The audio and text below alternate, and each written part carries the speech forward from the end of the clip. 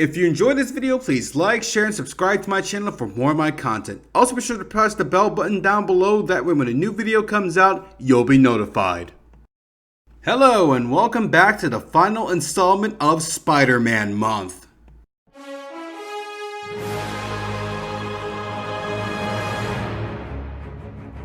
Spider-Man is a character that everyone recognizes and has touched the hearts of many generations. The wisecracking web-slinger has appeared in almost everything, from his humble origins in comic books, to TV shows, movies, clotheslines, and even hosts fruit pies. If you were to ask anyone who created Spider-Man, most would say Stan Lee, and rightfully so.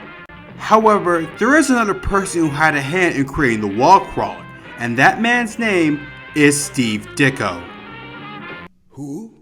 Now, I wouldn't blame you if you haven't heard of Steve Ditko before, because there's a good reason for that. The dude was a literal hermit.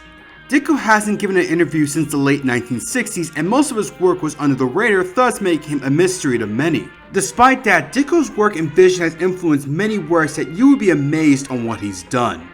With Spider-Man month wrapping up, I wanted to show why his contributions to pop culture is important. So, who was Steve Ditko? First, we must start off from the beginning. Stephen J. Ditko was born on November 2nd, 1927 in Johnstown, Pennsylvania to Slovak immigrants. Ah, sweet, he's from my home state. Ditko would get his artistic interest from his father, who was a master carpenter at a steel mill, and his love for newspaper comics. His favorite comics to read were Prince Valiant, The Spirit, and Batman. In high school, he would join a club that would make model German planes during World War II that could help the civilian populace identify them in case there was a bombing. After graduating from high school, Ditko would later join the US Army in late 1945 and was stationed in post-war Germany, where he would draw for the Army's newspaper comics. After leaving the Army, Ditko would attend the Cartoonist and Illustrator School, which is today now called the School of Visual Arts in New York City. Here he would meet his idol Jerry Robinson, who was a teacher at the time. For those who don't know, Jerry Robinson was best known for his work on Batman and helped create such iconic characters such as Robin and the Joker. Robinson took a liking to Ditko and even took him under his wing and was impressed with the amount of work he can do, with Robinson even trying to get Ditko a scholarship. Ditko would later get into the comic book industry, one of his first jobs being that he would ink comics for Jack Kirby and Joe Simon, who are best known as the creators of Captain America, and the former being best known for helping create the modern Marvel Universe. Don't worry, we'll get to Marvel in a moment. However, one of the companies that he was best be known for is his work at Charlton Comic. He would start there by drawing horror comics. However, in the 1950s, Ditko would have to take a break from working in comics due to contracting tuberculosis and return back to his hometown of Johnstown. After recovering, he would make a brief return to Charlton, where he, along with writer Joe Gill, would create the superhero Captain Atom. Technician Alan Adams was trapped in a rocket that got nuked in the atmosphere, but instead of dying, he got radioactive powers and became Captain Atom. Look, it was the Cold War, everyone was focused on atomic energy and space. Basically, Captain Atom wasn't all that special of a superhero. Ditko would then go on to work for Atlas Comics, which would later be known as Marvel. Here he would work with Stan Lee, and the two would do different types of stories such as mysteries, monsters, and stories that were way out there. However, soon Ditko would get a chance to create one of the most iconic characters of all time. In 1962, with the success of the Marvel heroes such as the Fantastic Four, the Hulk, and Thor, the Marvel train was slowly getting speed, but it needed something to move it forward.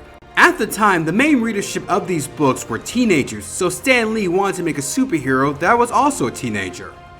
Yes, I know, with the amount of teenage superheroes that are out there today, it seems like it was nothing, but back then, teenagers' roles in comics were either as the sidekick or the mascot, where they were really overshadowed by their adult contemporaries, and thus the idea for Spider-Man came. At first, Stan Lee went to Jack Kirby to draw the book, however, there was a problem. Lee didn't like the way Jack drew him. Stan Lee said, and I quote, "I hated the way he was doing it. Not that he did it badly, it just wasn't the character I wanted.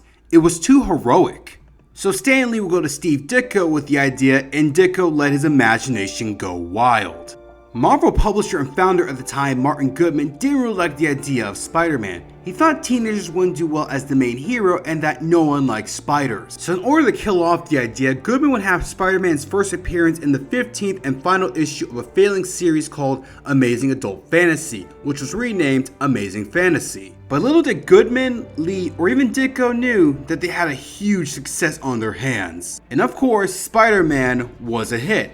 When not everyone knows about him today, it's no surprise, which is why I'm not going to waste my time explaining his origin because everyone knows it. But at the time, this was really different as nothing was seen like this before. With Stan Lee's writing and Steve Ditko's art, they created a character that would stand the test of time. There was a lot of things different about Spider-Man compared to the other heroes at the time. For starters, he was a teenager while most of the main heroes were adults. His costume was different with his mask covering his entire face, making him a mysterious figure, while other heroes will have a domino mask or a cowl. And of course, Spider-Man, along with his alter ego Peter Parker, had problems. He was flawed, he had financial troubles, he had family issues, he was constantly being bullied at school. And truth be told, I feel like a lot of recent adaptations of Spider-Man tend to overlook this, with Andrew Garfield's portrayal making him into this cool hipster. And while I love Tom Holland's portrayal of the character, I feel like the idea of him being the protege of Iron Man kind of goes against the theme of him being his own superhero up there with the adults. From 1963 to 1966, Steve Ditko will draw the first 36 issues of Spider-Man and introducing characters who would become a staple in the franchise, such as Aunt May, J. Jonah Jameson, and Flash Thompson. And Spidey's rogues galleries such as Electro, Sandman, Dr. Octopus, Mysterio, and the Green Goblin. However, Spider-Man wouldn't be the only character Ditko would draw at Marvel. In 1963, Stan Lee and Steve Ditko would create a rather magical character, and that would be Doctor Strange. For those that didn't see the Doctor Strange movie and only know him through Infinity War and Endgame, Dr. Stephen Strange was a medical surgeon who was extremely arrogant. After getting into a car accident and damaging his hands, Strange would go to the Himalayas to find the Ancient One, who would teach him all sorts of magic and humbling the good doctor, thus becoming the Sorcerer Supreme. Doctor Strange was created to give more variety among the Marvel superheroes, and a better word I would describe it is, it was a strange project. Pun intended. The artwork for Doctor Strange was trippy to say the least. It had this surreal style to it, many of its contents being out of this world. So much so that it was very popular among stoners, drug users, and hippies. An audience that Ditko really did not relate to. I'm meeting you halfway, you stupid hippies. While not working on many books as, say, Jack Kirby, Ditko would still work on Spider-Man, Doctor Strange, and a few others here and there. And he would even go on to design the iconic sleek and red-yellow Iron Man suit that everyone knows today, moving away from the more clunky and stiff design of the previous armor. That being said, Ditko's time at Marvel was complicated to say the least. You see, Ditko wasn't a social person. He would rather be by himself, he barely if never gave any interviews, and there was a lot of tension between him and Stan Lee, especially during the later run on Spider-Man.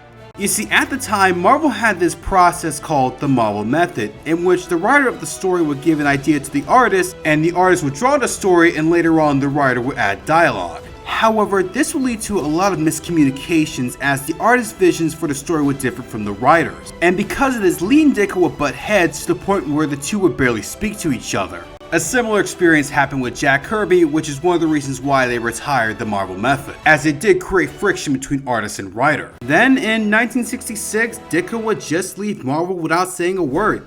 Just left his last issue of Spider-Man and left the company altogether. Many don't know why Steve Ditko left Marvel, though some attribute it to his relationship with Stan Lee. Now, unlike most comic historians, I'm not saying it's Lee's fault. I'm just saying that these two were complete opposites. Stan was more outgoing and Ditko was more of a recluse, not to mention the two were very different politically, with Lee being very liberal while Ditko was very conservative. Also, Ditko didn't feel like he was getting the credit he deserved for his work on Spider-Man. Though there was a rumor that stated that Ditko didn't like how the Green Goblin's identity was handled, with the Goblin being Norman Osborn, the father of Peter Parker's friend Harry.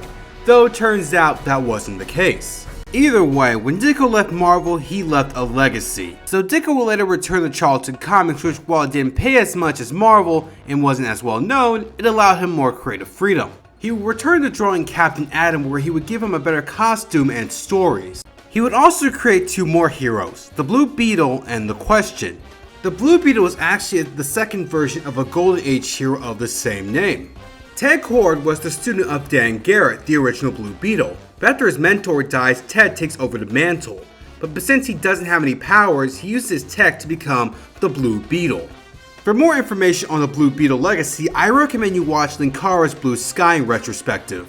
But case in point, Blue Beetle was basically a non-powered Spider-Man who had Iron Man's money and became... On the other hand, we have the Question. Which told the story of Vic Sage, an investigative journalist turned vigilante who would hide his face with a mask that had nothing on it, and was quite ruthless in his methods in crime fighting as he didn't believe in any moral ambiguity. However, a similar hero will also appear in a more underground setting, and that was Mr. A. Mr. A was a hero who didn't believe in a gray area. Everything was good or evil, and if you were evil, you were to be punished. You see, one can't go into Steve Ditko's history without talking about his political beliefs. Steve Ditko was an objectivist who believed in the philosophy of Ayn Rand, who some of you may know as the writer of the book Atlas Shrugged. You know that one book that one libertarian guy you happen to know tries to make you read? Hell, you might be that libertarian guy. There's a lot about objectivism that I won't go into, but to give a better idea for those who are not familiar with it, look to the policies of the American Republican Party. You know, limited government, unregulated capitalism, cutting social programs to the poor, that kind of stuff. With Rand's philosophy being an influence to many prominent conservative figures here in the United States. And Ditko will use his objectivist beliefs in his work outside of Marvel. Steve Ditko would later move to rival DC, where he would go on to make rather weird characters. The first two creations was Hawk and Dove, which was a commentary on the protests and supports of the Vietnam War through teenage superheroes. And The Creeper, an outspoken, controversial television host who would turn into an insane yellow-skinned vigilante who would fight crime. Both series had rough runs, as with Hawk and Dove, Ditko would constantly have fights with writer Steve Skeets due to political beliefs and how the characters were written. Skeets accused Ditko of making Dove into a total wimp who couldn't defend himself, while Ditko accused Skeets of making Hawk into a guy who just wants to use pointless violence all the time, with Ditko leaving the book after issue 4. It was then cancelled 2 issues later.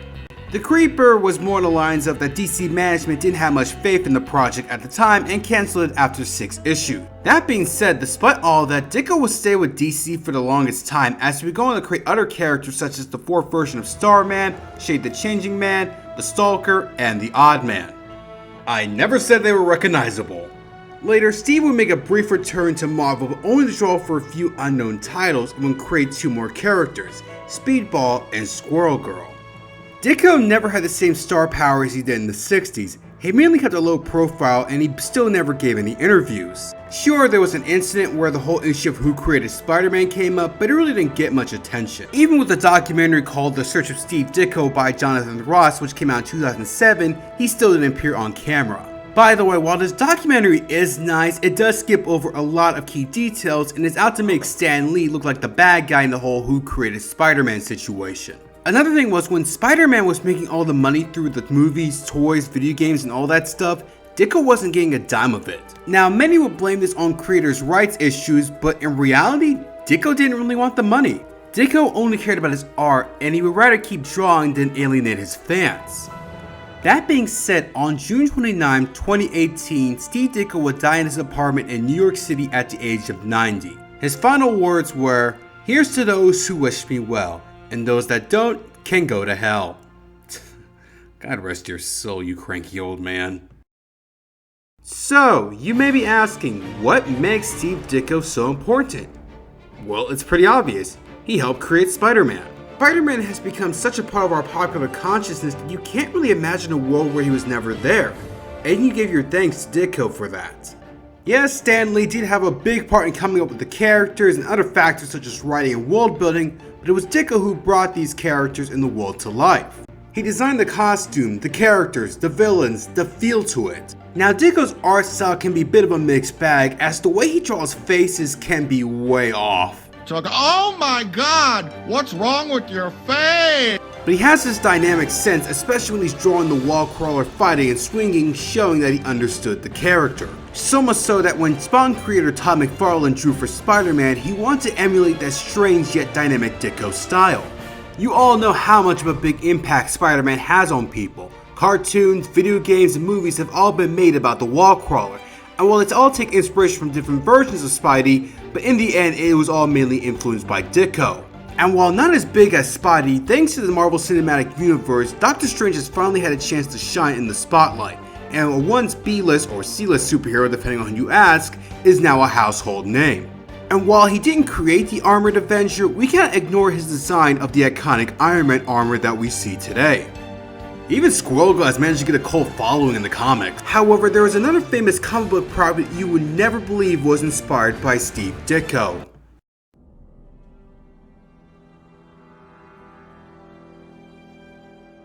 That's right, Watchmen was inspired by Steve Ditko. Let me explain. In 1983, Charlton closed up shop and DC Comics bought a majority of their superheroes. These would include the Blue Beetle, The Question, and Captain Atom.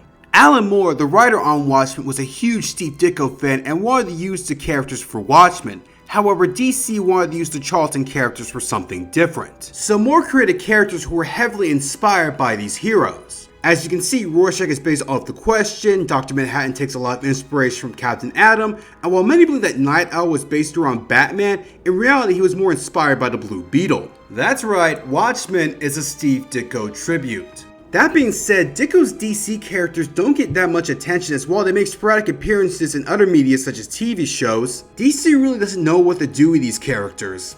The modern day Captain Atom has little connection to his Charlton Ditko version, though there was that one time in the early 2010s where they tried to make him like Dr. Manhattan.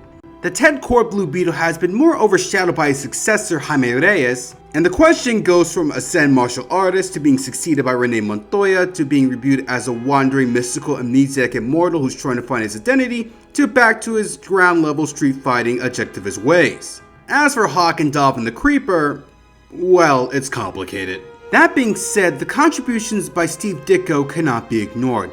While he shunned himself from the outside world, his work has done a lot to influence many creators and capture the imaginations of a lot of people worldwide. Even though he is obscure and you may not agree with his politics, his legacy will live on for the longest time.